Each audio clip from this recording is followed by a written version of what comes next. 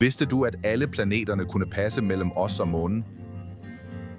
Ja, månen er virkelig så langt væk. Endnu en vild fakta til mine følgere, der blæste mig bagover.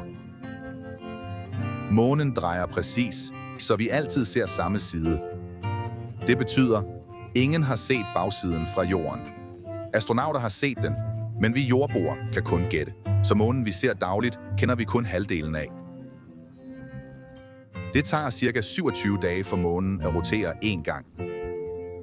Derfor virker månen stille for os på jorden.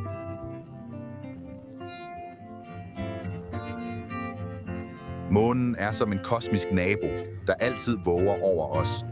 Månen er fjern, men dens gåder er tæt på vores hjerter. Hvad tror du gemmer sig på månens bagside? Bliv ved med at drømme.